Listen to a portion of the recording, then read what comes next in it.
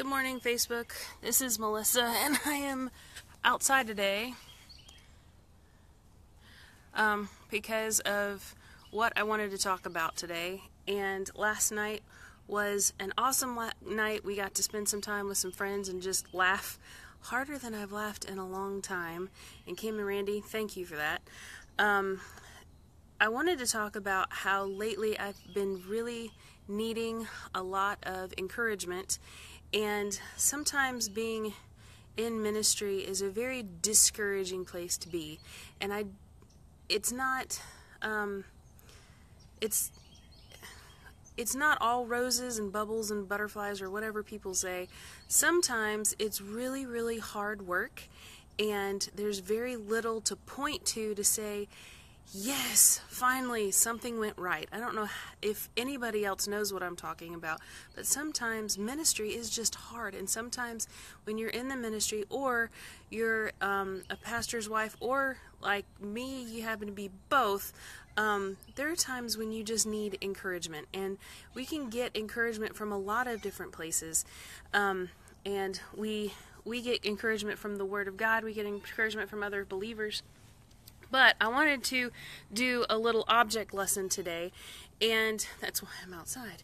So I wanted to say that, just go with me for a little bit.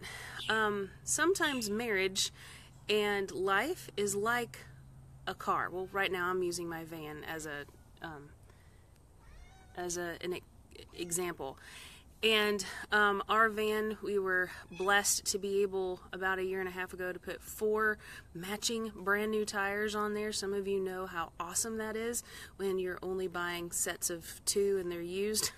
So we were blessed about a year and a half ago to be able to buy a full set, all matching tires, all brand new.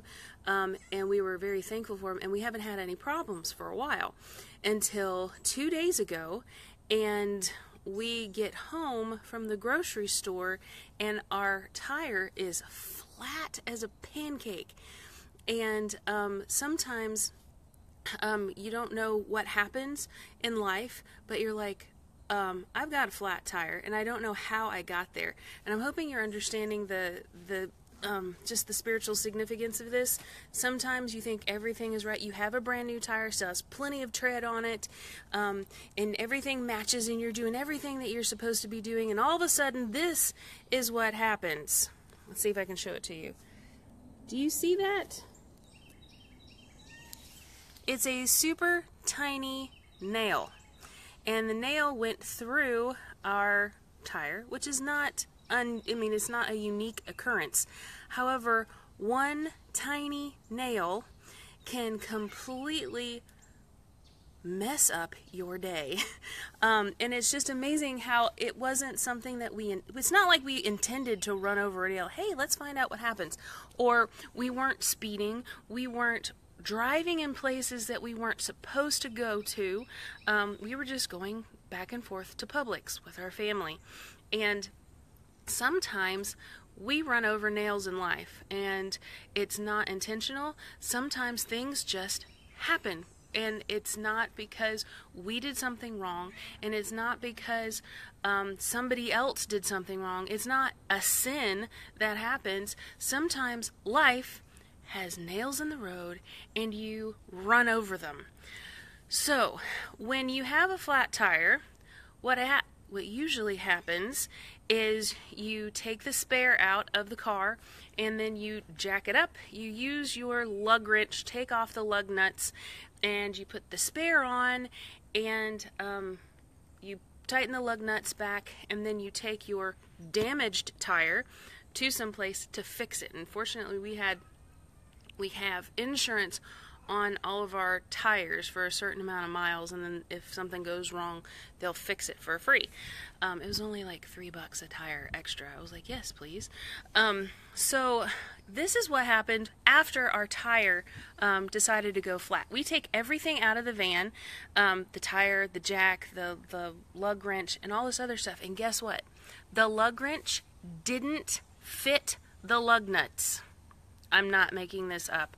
And so we had to call roadside assistance to come to our house to jack up the van and to take the tire off and put the spare tire on. I felt like a moron because I know how to change a tire. Josh knows how to change a tire. We've changed many tires in our lives, and there was something wrong with the lug wrench. It wasn't big enough for our lug nuts. And how many times have we been there within ministry, within marriage, and gone, my prescriptions that have worked in the past are not working right now. And that is where I feel like right now where I am, because my prescriptions of what has worked in the past to fix a flat tire is not working right now. And it's frustrating. So when that happens, I learned something. There are times when you have to call in help. And we called in, obviously, roadside assistance, and they had this amazing jack that is like as big as a piece of plywood and picked the whole van up in a really short amount of time, and it was awesome. And then he had this special tool that had different attachments, so he could get a big enough attachment to take the lug nuts off.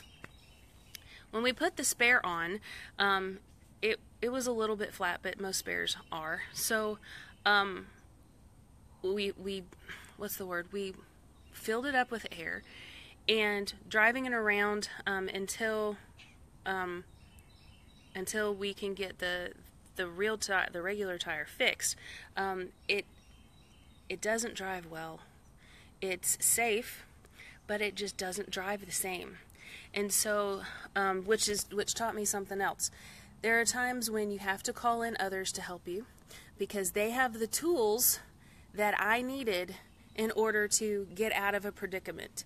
There are times when, as Christians, as marriage partners, that we need help from someone else who has the tools that we don't have in order to help us continue on with our life. And sometimes we need to ride around with a spare tire for just a little bit, whether that's a cast, whether that's a spiritual cast, whether that is just letting people know, hey, I'm in a really bad spot, and owning it, and saying that that's okay. Last night we had a discussion with some friends about mental illness, and how a lot of people have this unusual affinity against mental illness. They think that it's extra contagious, or that we're all making it up or something. And there are times when, your spare tire sometimes could be brought on by stress. It could be a mental illness for a while, whether it's depression or anxiety or something worse. There are times that medicine is prescribed, and if your doctor prescribes it, then please take it. And then there are times when you just need to be, for a while, you need to be bathed in prayer by other people and receive instead of giving and giving and giving and giving. So there are going to be times where you're going to be driving around on a spare tire just for a little bit. It's never supposed to be permanent. And while you're using the spare tire, it's safe. It is going to do its job, but it doesn't feel the same. And so being in a position where you can understand this is not going to be the same. It's going to feel weird. It's going to turn weird. It's going to make a little bit of a weird sound, but I know that it's safe just until my regular tire can be fixed, just until everything gets back to normal. So right now, just being honest, I need some encouragement. And so yesterday I was crying because our stupid tire was flat and I couldn't fix it. And I realized that God was showing me something within that, saying, Melissa, you need some encouragement, and it needs to be in a different way, because the tools that you have right now are not continuing to assist you in the way that they once were. So with that being said, I'd appreciate your prayers.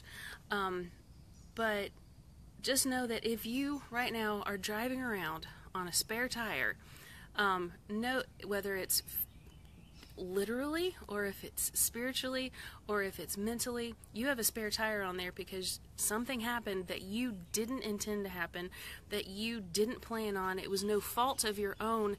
Just take a big deep breath and go, you know what? It's okay, because I'm going to get through this. God's got me. God will never let us go. He promises never to leave us nor forsake us, and that His strength is made perfect in our weakness.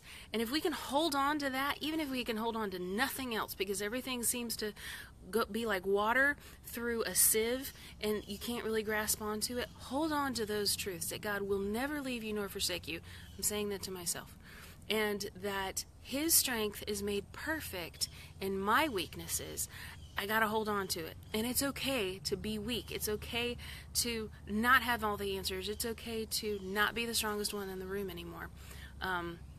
So anyway, I hope you're encouraged by that. I hope it made sense. It made sense to me last night at like 3 o'clock in the morning when I was thinking about our stupid tire. So anyway, have a blessed day.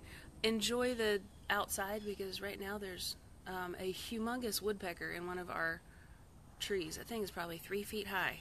I'm sorry, the bird is like 3 feet long. It's huge. Anyway, enjoy some time outside. Get your vitamin D. Make sure you wear sunscreen. And then have a good day enjoying the life that God has given you. Bye.